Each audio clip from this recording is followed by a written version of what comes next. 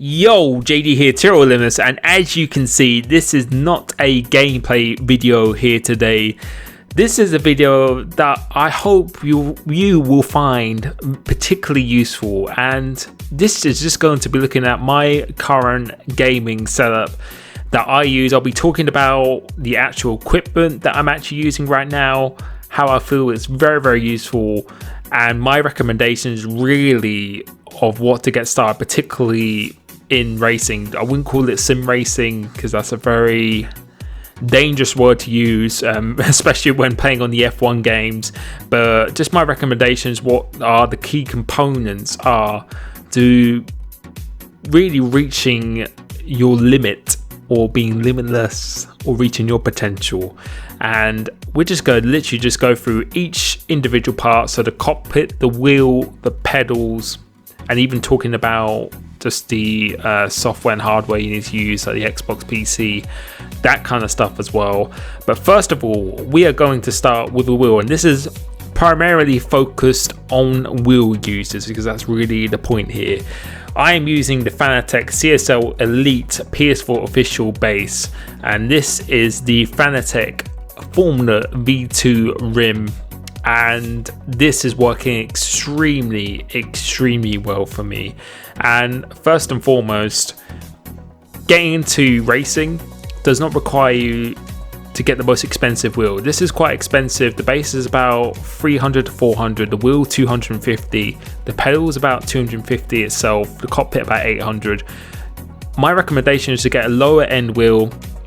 I would say probably a Thrustmaster TMX or something like that, making sure you get the T3PA pedals, even the plastic ones, because anyone could be quick on any device whatsoever. I can promise you that. There are some people, although I'm not a massive fan of it, Logitech for example, I don't feel is a very good wheel to start with. I felt like I had no force feedback with that at all, but I've seen the likes of people like Johnny Tomola, Formula Daniel Berezne. They used to use it and they were extremely quick with it, and I think Johnny Tomola even used no force feedback whatsoever. So you could be good with anything, but my recommendation is probably to go after a Thrustmaster if you can afford it. The wheel that I've used here, I feel to start off, you're better off just learning the fundamentals, the basics of using it itself before upgrading to a wheel that offers a much better feel. As you can see, wonderful camera work from my girlfriend who's actually doing this, so thank you very much to her. Really appreciate that. But now talking about the wheel specifically itself, this one here, as I mentioned, I described exactly what it was. This just offers me the Fanatec. I feel, in my opinion, is if you have the investment, it's definitely worth it. For this is really upped me a level in this game, which you'll see in a league race recently, and ever since I've used it, you just get so much more feedback of it.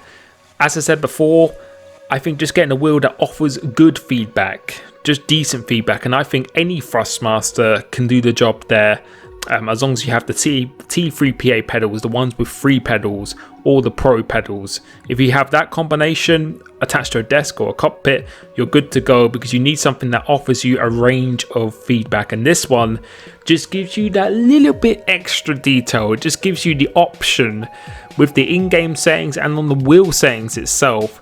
It gives you that option to just fine-tune it so you can really just see the small details, which once you're reaching an esports level or that kind of thing, can make a really big difference itself. Not only does this wheel look fantastic, it feels absolutely great. It just suits me absolutely perfectly. However, we will be touching on the pedals, which I feel is probably an even more important component than the wheel itself. So having a wheel that's comfortable in your hands, but most of all just offers a good range of feedback, and I think any Thrustmaster and any Fanatec, going for Fanatec if you want that extra fine-tuning detail, will do that perfectly. I would personally avoid Logitech. I think Thrustmaster is a great starting point. And obviously the cockpit itself, this is a GT track by Next Level Racing. I've actually got a discount for this in the description down below. You need a cockpit that is stable, very adjustable, easy to set up, and this one here has just been working absolutely wonders for me. You can just change it to any position, even a formula position if you really want to. On the FGT did that as well, but just having a sturdy, stable cockpit that full of adjustability has worked perfectly. And going back to the wheel itself, you can see just a little bit more detail. The only disadvantage I have of this wheel is on the Xbox, it doesn't show the LEDs, and all the cogs and buttons are really focused for the PC itself. However, still very easy to use for this side of it. And you can see this is the V3 Fanatec pedals. In my opinion, a major upgrade on the CSL Elite pedals that are used in esports, and I really hope they do use this in the future.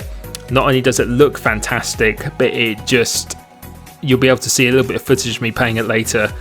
It's got so much adjustability once again, but the load cell it uses, you have so much precision. You even have motors in it, and just gives you a little bit of feedback even on the throttle as well. And you can see this is just a clip of me actually in the rig itself. You'll be able to see the flex. There's really no flex at all in the wheel deck from this. Have it on quite a high force feedback setting and putting a lot of power into the brakes. And yeah, this just offers me something that's very comfortable as well, which again I feel is very important. You don't need a full-on blown racing seat. Something that's comfortable, that you're happy to sit in for multiple hours and provides little to no flex. And this is looking at the pedals now that I use, the V3 pedals by Fanatec. It just feels absolutely awesome. I even have it on stock here. You can actually get it on the brake performance kit, which actually increases the stiffness of the load cell. I think stock is about 60 kg of force that I'm having to put into this. For me personally, I don't want a super hard one, like 90 kg plus. I feel this is very good for me. You can see no flex at all in the pedal base, and just a little bit of a side footage if you like. Look on my socks. But yeah, I feel it's very important that you have a very good set of pedals. That's probably more of an investment than the wheel itself I'd be willing to do, because that's what's going to give you the power and the braking. It's absolutely crucial, particularly when you reach that top level with the small details. Once again, particularly for trail braking, allowing a pedal set that allows you to do that is just absolutely crucial. And just some more clips of the pedal as well. The far left is the clutch, which I am not using. Before, I ideally wanted my pedals out wide, but I've gotten used to having it close, and for me it just feels even more comfortable. I could be even more precise. I can't express how key it is. So if you're really looking to get into a setup, I would say making sure you choose a wheel and base that offers a very good pedal set. And with Fanatec, they've got 2 or 3 types. They've got the CSL Elite, they got this, or they got it inverted as well. But that is just a quick tour of my set, really, quite a quick one. But those are the key things. That's what I'm actually using as of right now. Feel free to ask me anything. I'll actually be going through the comments of this one, so ask me anything you want to see down below. But yeah, that is my cockpit, my wheelbase, the pedal set. That's what I'm rocking right now. I'm actually running the BenQ 31.5-inch curved motor, which is working very well also. Links in the description down below. Thank you so much, and I'll catch you soon. Peace.